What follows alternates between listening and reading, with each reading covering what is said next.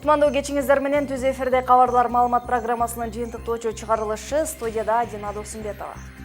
Алгач күндүн негизги темалары менен таанышалыңыздар.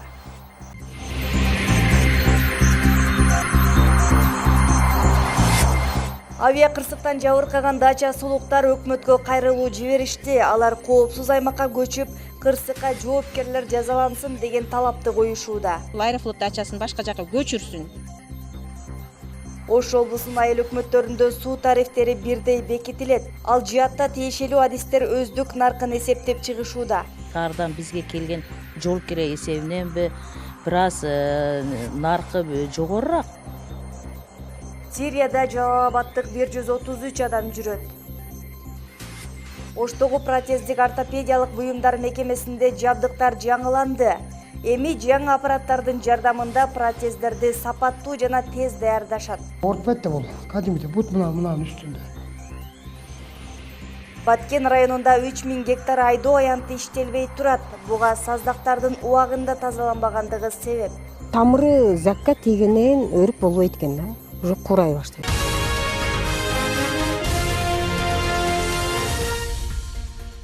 Авиа кырсык катталган Дача суу айылынын тургундары митингге чыгышты. Жалпысынан 200-гө жакын адам катышып, бийликке көчүп кетүү талаптарын коюшту. Анткени 39 адамдын өмүрүн алган кырсык дагы кайталанбашына эч ким кепилдик бербейт. Мындан улам дачалыктар президент спикерге жана өкмөт башчыга 15 пункттан турган кайрылуу кат жолдошуп, 10 күндүн аралыгында аткарылышын жазышты. Эгер талап аткарылбаса, тынчтык митинги 24 мартта уланат. Самолет учкан сайын ойгоном. Дачалыктардын талабы кырсык болгон жерден көчүп кетүү. Мамлекет коопсуз аймактан жер бөлүп, турак жай салганга жардам берсе дешет. Айылдын куну учуп жашоого шарт жок. Мындай пикирди митинг катышуучулар айтып, бийликке наразы, элди шифер берип жошутпай, конкреттүү кадамдарды таштаганы туура. Улам айылдыктардын чыдамы кетип, пикир келишпестиктер көбөйүүдө. Көчүргөнгө кудурети жетпейби? Жер берип бизге ипотекага акча берип, 10 жылдык, 15 жылдык кылып срок бере албайбы? Анда бизге деген статус берилсин деп атышат.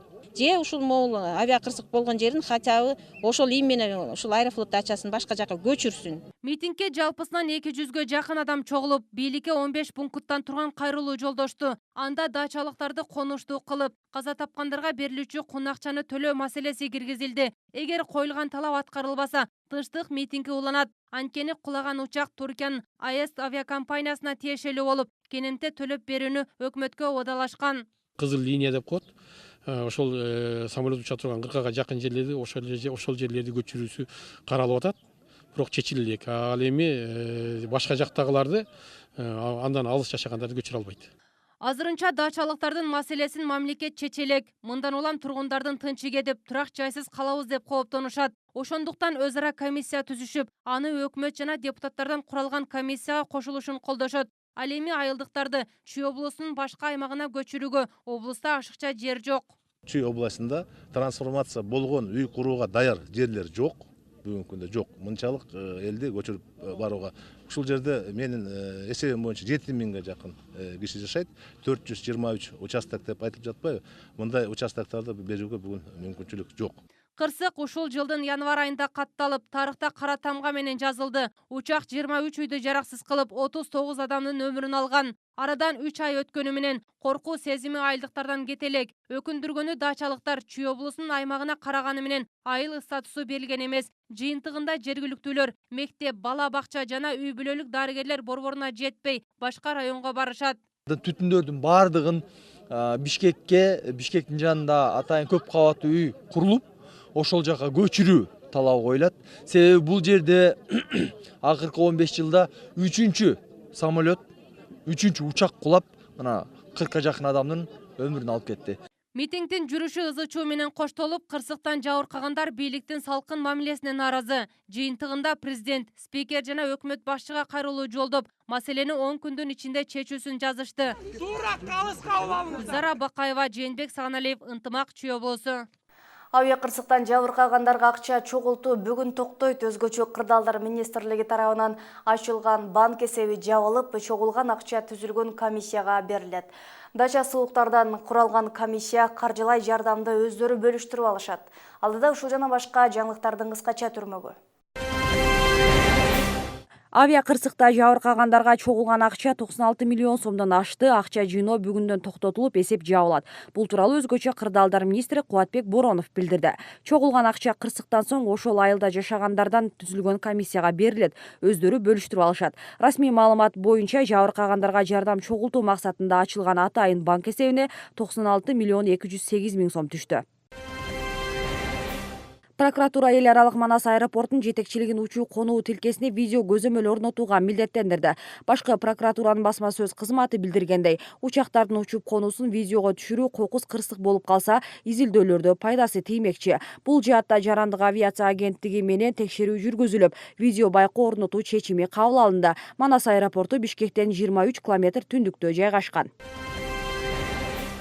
Бишкек шаарынын мэрі Албек Ибраимов Атамекен партиясынын лидери Өмүрбек Текебаевди сотто утуп алды. 1-май райондук соту кала башчысынын арызын канааттандырып, Текебаев 1 миллион сом төлөп берсин деген чечимди чыгарды. Бирок Текебаевдин адвокаты жараянды мыйзамсыз деп Бишкек шаардык сотуна кайрыла турган болушту. Себеби сот Текебаев кайтаруучулардын коштоосунда келип, отурумга катышсын, жарыш сөзүн айтсын деген өтүнүчтү четке каккан. Эске салсак, Өмүрбек Текебаев былтыр президент Алмазбек Атамбаевдин Бишкектин четиндеги Кой Таш айылына салдырып жаткан үйүнө байланыштуу маалыматтарды тараткан. Жерди жеңичинен өздөштүрүү иштерине Албек Ибраимовду айыптаган. Ибраимов муну жалган деп депутатты сотко берген. Быйыл Араванда кургак учук менен жабыркагандар дары-дармек менен толук кандуу камсыздалат. Бул тууралуу райондун 2016 жылдын жыйынтыгын чыгарган отурумда айтылды. Маалыматка ылайык аймакта кургак учук менен ооругандар 2 эсеге өскөн. 2015 жылы илдет менен 5 жаран жабыркаса, былтыр көрсөткүч 7 учурга жеткен. Алдын алуу үчүн жетиштүү дарылар менен камсыздоо тапшырмасы коюлду. Мындан сырткары Төбө Коргон айылындагы ооруканасын оңдоп түзөө жана тез жардам унаасына муктаждык жаралып жатканы айтылды. Ош облусунун айыл өкмөттөрүндө суу тарифтери аркылбаада бекитилген. Айрыма киши башына 25 сомдон ашык сумманы түзөт. Мунун айынан суу токтоп калган жерлерде оңдоо түтүктөрдү жаңылоо иштери аткарылбай турат. Себеби башка айылдардагы бааларга атаандашкан абоненттер төлөмдөн баш тартып келишет. Монополияга каршы кызматы көйгөйдүн жаралышына коомдук бирикмелер өздүк наркты туура эмес бекитилгени менен түшүндүрөт. Ошол себептүү бааны бүгүн кайра карап чыгышты. Жыйынтыгында сууга болгон төлөм теңдештирилдиби? Нуржамал Баргабаеванын материалы. Кашкар кыштак айыл аймагынын тургуну Хайринсе Юсупова таза суу түтүгүн короосуна тарттырып кирди. Ага байланыштуу сууга болгон төлөмдү киши башына 23 сом 19 тыйындан төлөп баштаган. Буга чейин көчөсүндөгү кранттардан пайдалангандыгы үчүн айына 13 сомдон берип турчу. Бирок башка аймактарда сууга болгон тарифтер мындан дагы арзан экендигинен кабардар болгон. Мисалы Ошто 6 сом канча тыйындан экен. Ал эми шаарда биз эми сал болсо да мына айылда жашаганыбыз үчүн, кыштагы үчүнбү же ошол шаардан бизге келген жол кире эсебиненби бир аз наркы жогорураак. Мынтип таза сууга болгон тарифтер боюнча түшүнбөстүк облустун бардык тургундарында кездешет. Мындан улам айрымдары жеткирип берүү кызматтарын төлөөдөн баш тартып келишүүдө. Алардын айынан өткөн жылы ичүүчү сууга болгон төлөмдүн 50% жыйналбаптыр. Бул болсо түтүктөрдү жаңылоого кедергесин тийгизип, ошол эле учурда суу өчүп калган кранттарды оңдоого мүмкүн болбой жатат. Ошол курулган даже системалар өз убагында жанакы ремонттон өтпөгөнүнө байланыштуу, мындай ар түрдүү кызмат болбогонуна байланыштуу азыр иштен чыгып ичүүчү суу менен камсыздоо абдан кыйынга учурап баратат. Ар бир айыл өкмөттөрдө тарифтердин ар башка суммадагы бекитилгени да жөнү бар. Себеби кээ бир аймактар сууну жер алдынан тарттырып алса, айрымдары шаардык суу каналы ишканасынан сатып ичишет. Ошондуктан жеткирип берүү кызматтарына жараша кубуна 3 сомдон 30 сомго чейинки акы алынат. А бирок түштүк аймак боюнча суу департаменти, жергиликтүү кеңештердеги коомдук бирикмелер тарифти өз алдынча бекитип, чийки система иштеп келерин аныктады. Ошол учурда ушул айыл кеңешинин депутаттары бул нерсеге жакшы көңүл бурбастан тарифти бекитүүдө бир кошуна айылга гана салыштырып, же болбосо жөн гана өздөрү гана патологдон алып туруп коюп коюшат да. Бул негизи өтө туура эмес нерсе. Же болбосо ушул шайлоочуларга жагынып, алардын добушун алып, аларга симпатия алуу максатында да болуп калып атат. Ичүүчү сууга болгон төлөмдөрдүн башаламандыгы боюнча кабар өкмөттөгүлөргө да жеткен. Буга байланыштуу тарифти жөнгө салуу боюнча тапшырманы монополияга каршы кызматка, таза суу департаментине жана экологиялык техникалык кызматына тапшырган. Алар сууга өздүк наркты бекитүү боюнча жыйын курушту. 3 ишкананы тандайбыз деп атабыз Ош обласы боюнча. Ошолордун базасында окуу үйрөтүү иштерин алып барып, тарифтерди неме кылып, жолго салып, анан ушул айыл өкмөттөр менен бирге иштелет деген оюбуз бар.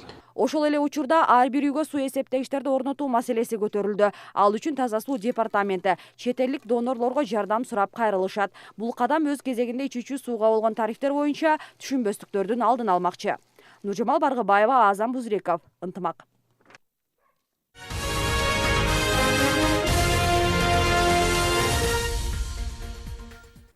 Оштогу протездик ортопедиялык буюмдар мекемеси заманбап жабдыктар менен толукталды. Буга чейин биздин каналдан аталган мекеменин аппараттары эскилиги жеткендиги боюнча маалымат чагылдырылган болчу. Япониядан гранттык негизде каражат бөлүнүп, заманбап жабдыктар алынып келинди. Эми жаңы аппараттардын жардамында кыймыл тутуму жабыркагандарга бут кийимдерди жана протездерди сапаттуу жана тез даярдай алышат. Темага Бегимай Асанова токтолот. Бул бут кийимдер эми заманбап жабдыктын жардамында жасала баштады. Кыймыл тутумунан жабыркагандар үчүн ортопедиялык бут кийимдер буга чейин колдо жасалчу. Анда көп убакыт талап кылынып, даярдоо да кыйынчылыктар менен коштолчу. Бычак менен ушуларды бычагым бар, ошо бычактан шилип, килейлеп, оорураак эле да. Анан ошентип бычак менен кылат элем ар күнү. Эми азыркы станогубуз жакшы, колума күч келбейт. Тез да болот, көбүрөөк да чыгарабыз да иштечи. Мүмкүнчүлүгү чектелгендер үчүн атайын даярдалган бут кийимдер кылдат мамилени талап кылат. Колдо жасоодо келтирилген кемчиликтер кийип жүрүүдө ыңгайсыздыкты жаратчу. Эми заманбап аппарат бул сыяктуу наразычылыктарга чектөө коет дешет. Ортопед да бул, кадимде бут мынанын үстүндө. Кадимде ботинкте болуп эле жүрө берет. Бутка эч кандай тиешеси жок. Протездик ортопедиялык борбору бул сыяктуу дагы заманбап 10 жабдык менен камсыз болду. Алар ортопедиялык бут кийимдерден сырткары буту жок жарандарды кошумча протездер менен да камсыз кылышат. Бул жабдыктын жардамында буту жок жарандарга мындай протездер жасалат. Мындагы эски жабдык буга чейин бир айда 10-15 адамга бут жасап берген болсо, эми бул жаңы жабдыктын жардамы менен 2 эсеге көп жумуш аткарылмакчы. Протездик ортопедия мекемесине каттоого алынган 4000ге жакын жарандар бар. Алар кыймыл тутумунан жабыркагандар же туаса майыптар. Аталган борбор мүмкүнчүлүгү чектелгендерге бут кийимдерди, протездерди жана атайын таякчаларды акысыз даярдашат. Эми Жапон өлкөсүндөн гранттык негизде берилген 6 миллион сомдон ашуун каражат мекеменин 50% жабдууларын жаңылады. Сапаты жогорулады. 3000 парга жакын ортопедиялык бут кийим тигебиз.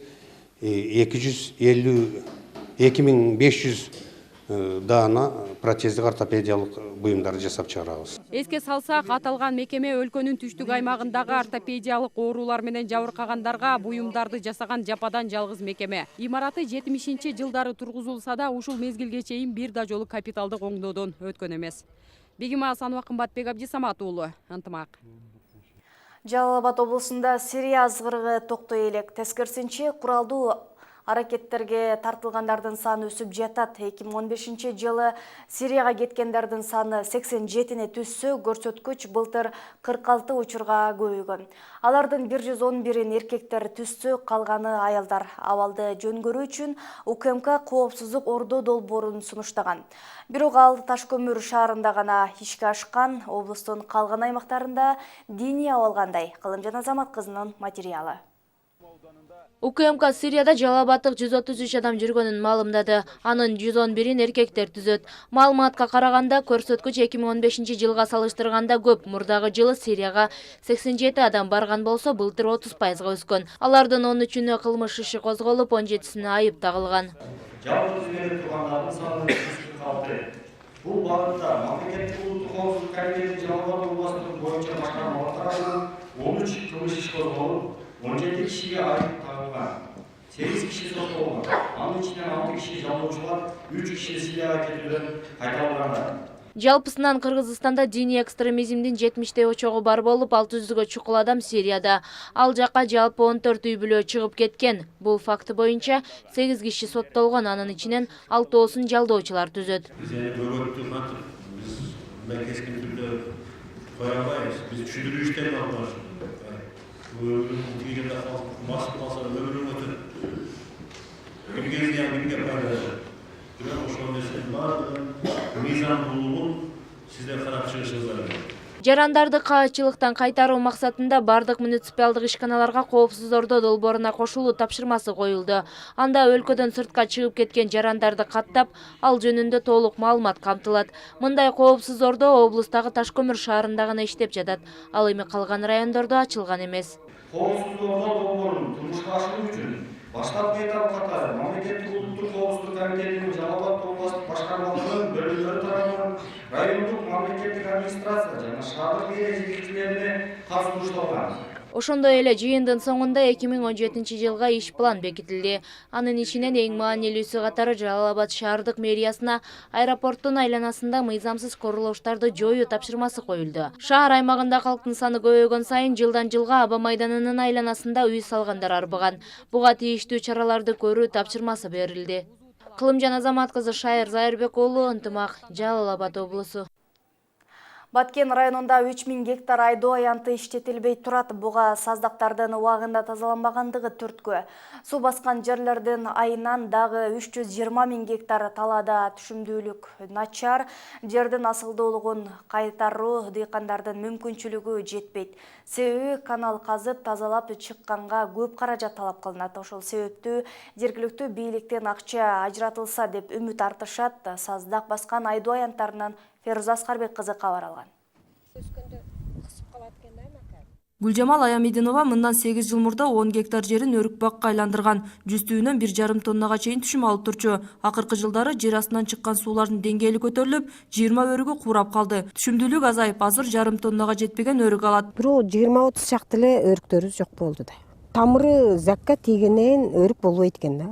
Уже курай баштайт экен. Колхоздор жоюлуп, жер аянттары жеке тараптарга өткөнгө чейин саздактар мамлекет тарабынан тазаланып турчу. Кийин ал жер иштеткендердин өздөрүнө жүктөлүп, суу баскан жерлер каралбай калып кетти. Тазалоого дыйкандардын алы жетпей, түшүмдүүлүк жыл өткөн сайын төмөндөдү. Промовка кылып жууп, миллиард иштерди аткарып турган элек. Ал мезгилден бери көп жыл өттү, токтоп калды дагы. Бул жерлер дыйкан чарбаларга берилип кетип, дыйкан чарбалар бул жерлерди иштетүүгө чаралары жет. Азыр Баткен району боюнча 320 гектар эгин талаа саздакка байланыштуу иштетилбей турат. Калган 3000 гектар аянты дыйканчылык жүргөнү менен түшүмдүүлүк аз. Асылдуулугу жогору жерлердин саздакка айланышы дыйкандардын туура эмес иштетүүсү себеп. Ошондуктан Айыл чарба министрлиги аларга багыт көрсөтүүсү кажет. Көрсөтмөлөр, багыттар ушул элге көрсөтүлүш керек болчу. Бүгүнкү күндө бул нерселердин бардыгы ачык айтылыш керек, мамлекетте жүргүзүлбөй жатат. Баткенде өндүрүш ишканаларынын жоктугунан улам жергиликтүүлөрдүн басымдуусунун кирешеси жер иштетүүгө көз каранды. Бирок эгин талаалардын саздакка айланышы дыйкандардын чыгашага учуратып,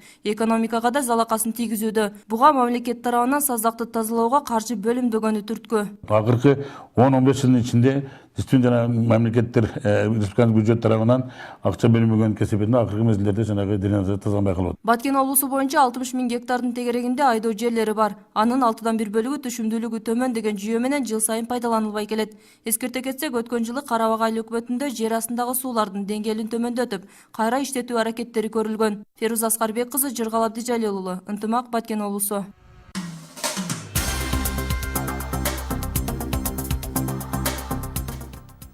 Чыгарылышыбызда эл аралык жаңылыктар менен улантабыз. Челенин токойлорунда кайрадан өрт кырсыгы жайылды. Окуя болгон жайда 150дөй токой чарба бригадасы жана 300дөн ашуун өрт өчүрүүчүлөр иштеп жатышат. Алдыда ушул жана башка эл аралык жаңылыктар менен тааныша аласыздар. Чилиде кайрадан өрт жайылып баштады. Винья-дель Мар аймагынан чыккан өрт калктуу конуштарга жакындап калды. Учурда кырсык болгон аймакта 300дөн ашуун өрт өчүрүүчүлөр жана полиция кызматы иш алып барууда. Эскерте кетсек, өлкөдө январ айында да токойдон өрт чыгып, ал бир канча гектар аянтка жабылып кеткен болчу. Чилиде өрт кырсыгынан кайрадан эвакуациялоо иштери башталды. Телсиз жөө өткөн дем алыш күндөрү Винья-дель Мар аймагынан башталган. Жалын токойдун 400 гектар аянтын каптап, андан ары калктуу конуштарга жабылып кеткен. Учурда 16 турак үй толугу менен күйүп жок болгон айтылууда. Бирок жараат алгандар жана каза болгондор тууралуу так маалымат түшө элек. Ошондой эле 6000дей жашоочу үй жайын таштап качууга аргасыз болушту. Телсиз жөө менен күрөшүү үчүн 13 учак жана 37 өрт өчүрүүчү атайын унаалар жана токой чарба кызматынын 150 бригадасы тартылган. Андан сырткары 300дөн ашуун өрт өчүрүүчү жана 200дөй полиция кызматы иш алып барууда. Адистерге жергиликтүү тургундар да жардам көрсөтүшүп жатат. Жалындын күчү бир аз болсо да басаңдады. Ал буга чейин аябай бат жайылып жаткан. полиция кызматы өрттөн жабыркаган үй бүлөлөргө жардам көрсөтүү аракетинде. Кече бул жерде 100дөн ашык полициячы иш алып барган. Алар жабыркагандарга керектүү жардамдарды көрсөтүп жатышты. Эскерте кетсек, Чили январь айында күчтүү өрт кырсыгынан катуу жабыркаган. Анда кырсык 11 кишинин өмүрүн алган болчу. Британ парламентинин Лордор палатасы кечээ 13 мартта Евро биримдиктен чыгуу жараянын баштоо боюнча өкмөткө укук берчү мыйзам долбоорунун акыркы вариантын кабыл алды. Буга чейин документ коомдук палата тарабынан жактырылган. Премьер-министр Тереза Мэй Брексит процедураларын башталганын бүгүн жарыялашы ыктымал. Өкмөт январдын аягында мыйзам долбоорун өкмөткө жөнөтүп, документти өзгөрүүсүз кабыл алып берүүнү өтүнгөн. Төмөнкү палата өкмөттүн сунушун колдогон, бирок Лордор палатасы марттын башында мыйзам долбооруна 2 өзгөртүү киргизген. Ага ылайык Британия Евро биримдиктин курамынан чыккандан кийин дагы Евро биримдиктин жарандары өлкөдө жашап иштөөгө мүмкүндүк алышы керек. Индонезияда канаттуулар мелдеши башталды. Ага 2000ге жакын түрдүү куштар алып келинди. Мелдештин шарты боюнча кимдин кушу кооз сайраса жеңиш ошол тарапта болот. Байгелер үчүн $20,000 $70,000 чейинки акчалай сыйлыктар каралган. Индонезиянын Жакарта шаарында жыл сайын өткөрүлчү сайроочу канаттуулар мелдеши башталды. Ага 1700дөн ашык түркүн түстүү, түрдүү көлөмдөгү кооз сайроочу чымчыктарды алып келишти. Жеңүүчү деп табылган канаттуулардын ээлери акчалай сыйлыкка ээ болушат. Мындай мелдештер Индонезияда жыл сайын популярдуулугун арттырууда. Бирок канаттууларды капаста камалышына жаратылышты коргоо уюмдары каршы экенин билдиришти. Айрымдарына канаттууларды капаста кармаган жагат экен. Бирок бул такыр туура эмес. Биз коомчулукту эркиндикте жүргөн канаттууларга аңчылык кылбагыла деп айтаар элек. Бирок бул мелдештер ага жол бербей жатат. Мелдеш учурунда канаттууларды баккан кишилер бири-бири менен бул кичинекей жандыктарга кандай кам көрүү керектигин айтып пикир алмашышат. Айрымдары мелдешке даярдоо үчүн сайроочу канаттууларга атайын үйрөтүүчүлөрдү жалдашат. Алгач канаттуунун мүнөзүн байкап, ага жара мамиле жасоо керек. Кандай азыктар пайдалуу, мунун баары өтө маанилүү. Жакшы мамиле жасасаң, бул кичинекей чымчыктар өздөрү эле кооз үндөрү менен сайрап келишет. Мындагы мелдешке алып келинген канаттуулардын көпчүлүгү токойлордон тузакка түшүп кармалгандар. Бирок Индонезиянын куш базарларында, аукциондордо жана көмүскө базарларга мыйзамсыз алып келинген канаттуулардын саны өстү. Ал эми мелдеште жеңүүчүлөр үчүн $20,000 $70,000 чейин сыйлыктар каралган. Сиздер бүгүнкү күнгө даярдалган дүйнөлүк жаңылыктар менен тааныш болдуңуздар. Мен сиздер менен коштошом.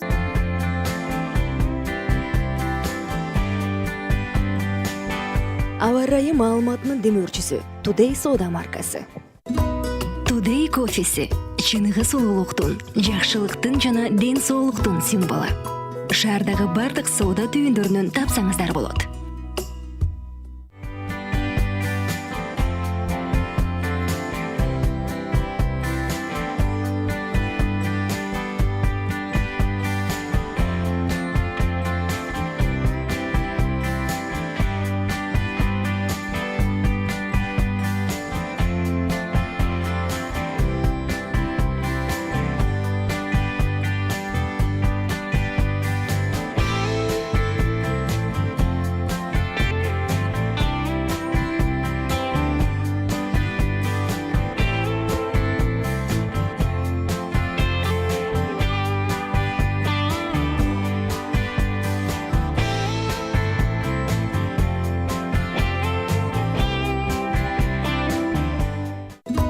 Today кофеси чыныгы сулуулуктун, жакшылыктын жана ден соолуктун символу.